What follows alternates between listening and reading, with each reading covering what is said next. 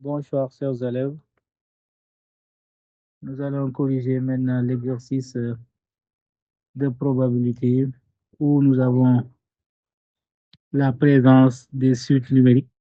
En quelque sorte, c'est une probabilité conditionnelle où vous avez des suites numériques. C'était une épreuve de bac. Et c'est souvent fréquent dans les exercices que vous rencontrez souvent dans les examens et concours.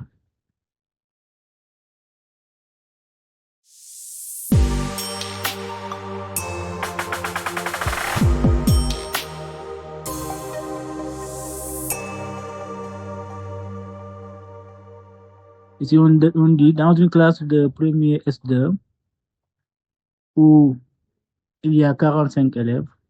Parmi ces 45 élèves, 30 ont eu la moyenne au premier devoir de mathématiques.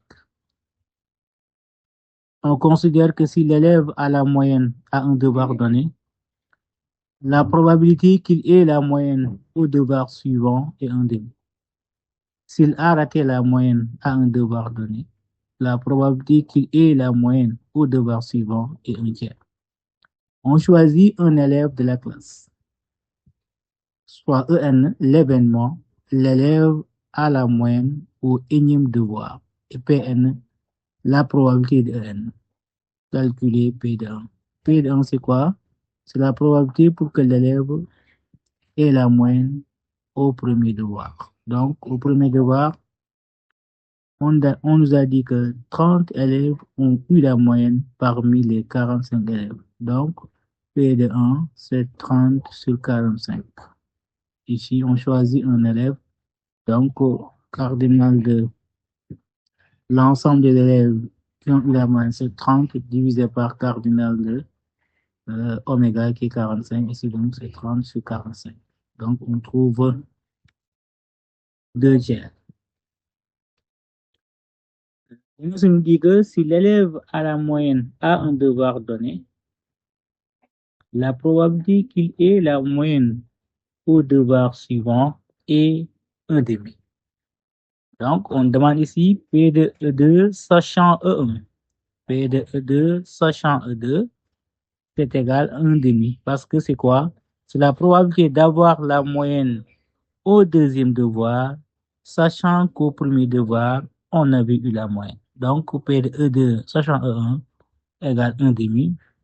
Et P de E2 sachant E1 bar égale 1/3. Pourquoi? Parce que l'énoncé nous dit que s'il a raté la moyenne à un devoir donné, la probabilité qu'il ait la moyenne au devoir suivant est 1/3. Donc ici, P de E2 sachant E1, c'est 1/3. On demande maintenant d'en déduire P de 2. P de 2.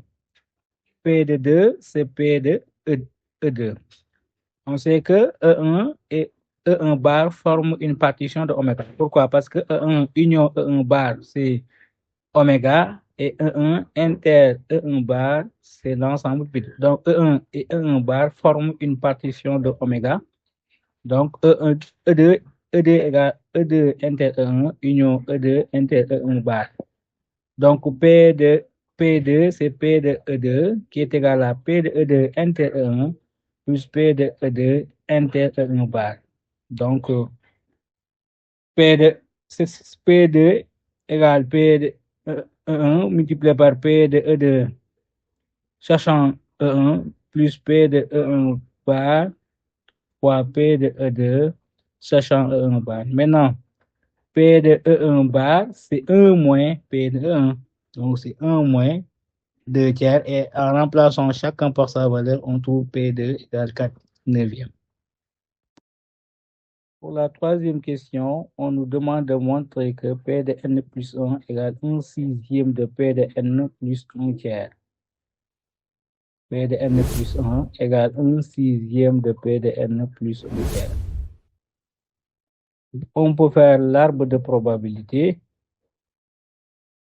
On pouvait aussi ne pas le faire.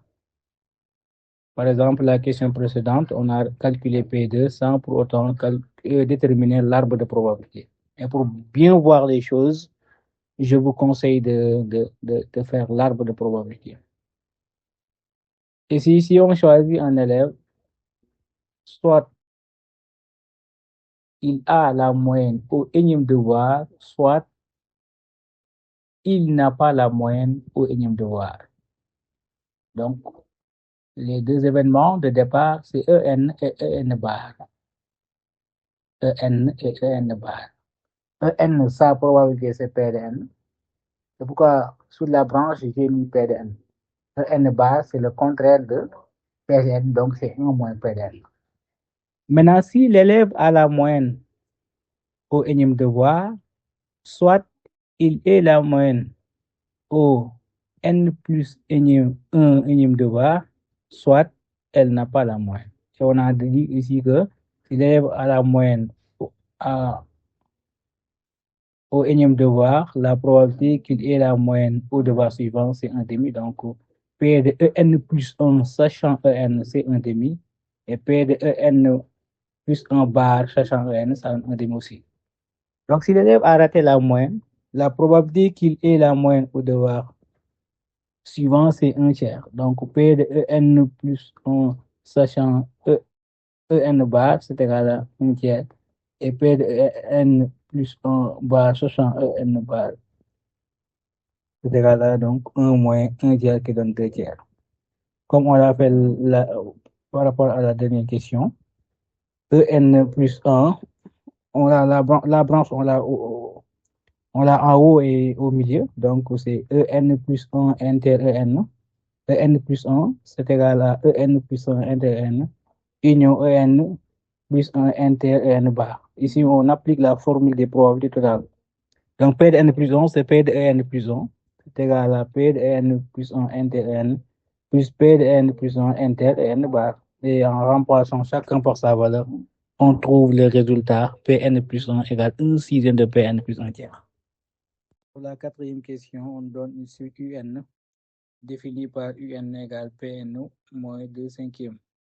Bon, comme Pn est une suite additico-géométrique, bon, il faut passer par une suite géométrique ou bien une suite arithmétique pour exprimer Pn en fonction de n. Ici, on donne une suite UN et on demande de montrer qu'elle est géométrique.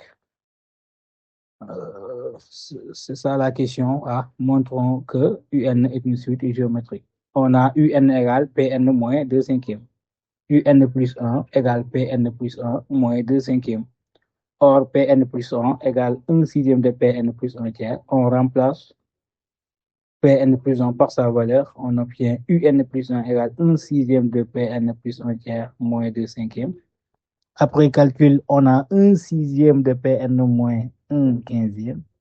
Et il faut factoriser par le coefficient de Pn. Si on factorise par 1 sixième, on trouve Pn moins 2 cinquièmes. Or, Pn moins 2 cinquièmes, c'est UN. Donc, on obtient UN plus 1 égale 1 sixième de UN. Donc, la suite est une suite géométrique de raison Q égale 1 sixième et de premier terme U1 égale P1 moins 2 cinquièmes. P1 moins 2 cinquièmes. On sait que UN égale Pn moins 2 cinquièmes. Donc, U1, on remplace N par 1, U1 égale P1 moins 2 cinquièmes. P1, on l'avait calculé en haut. Donc, c'est 2 tiers moins 2 cinquièmes. Après avoir réduit au même dénominateur, on trouve U1 égale 4 quinzièmes. Conclusion, UN est une suite géométrique de raison 1 sixième et de premier terme. U1 égale 4 quinzièmes. Pour la dernière question, on demande d'exprimer UN en fonction de N. On sait que UN est une suite géométrique de raison 1 sixième et de premier terme U1. Alors, UN égale U1 Q à l'absence N moins 1. On remplace U1 par sa valeur et Q par sa valeur. On trouve UN égale 4 quinzièmes facteur de 1 sixième à la puissance N moins 1. On doit maintenant d'exprimer Pn en fonction de N. Pn a une relation avec UN. Pn, c'est UN plus 2 cinquièmes. En remplaçant UN par la valeur précédente, on trouve Pn égale 4 quinzièmes facteur de 1 sixième à la puissance N moins 1 plus 2 cinquièmes. Voilà, pour la question C, calculer la limite lorsque n tend vers plus l'infini de Pn. Donc, on a l'expression de Pn, donc on peut calculer la limite. Et si on calcule la limite, on va regarder la limite de 1 sixième qui donne, à l'absence n de moins 1 qui donne 0. Pourquoi? Parce que 1 sixième est compris entre moins 1 et 1. Donc la limite de Pn va donner 2 cinquièmes.